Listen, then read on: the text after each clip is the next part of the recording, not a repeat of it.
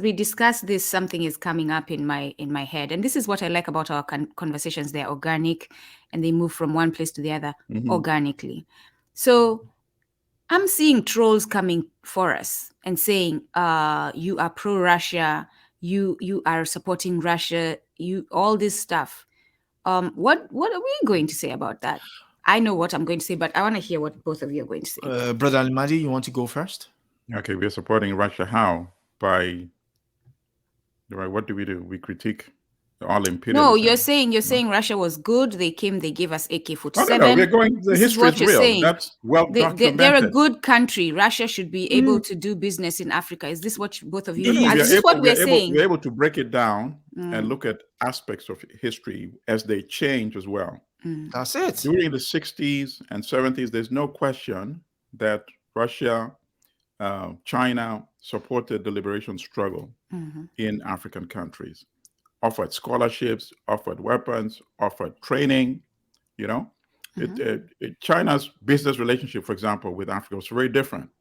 Now China is a global, you could say even with respect to the economy, you could say capitalist power, when it comes to global trading. But in the 60s and 70s, when China needed allies, it was still building its economy. China built the Tanzania-Zambia railway and forgave the cost. There's no way a Western country could do something. In fact, the World Bank rejected it. The first place Tanzania and Zambia went to was the World Bank. They rejected it. China said, we'll bid it for you. The first major construction costing hundreds of millions of dollars, that was China. So how can we ignore that history? So in work, Adesoji is also saying that in that voting to condemn the Russian invasion of Ukraine, all that past history was also coming into play. African countries remember that history and what Russia had done at a particular time. And in fact, some of them were saying this, the way, as Adesoji also said, the way the condemnation, the vote was written, it almost precluded the possibilities of a negotiated outcome to this war. And now we are seeing it. The U.S. does not seem interested in negotiating an end to this conflict.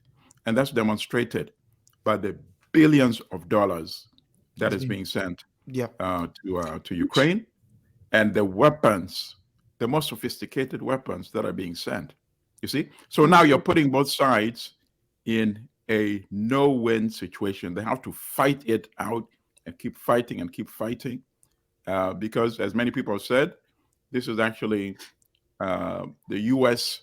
taking control of this war and becoming sort of a proxy war between the U.S., and Russia.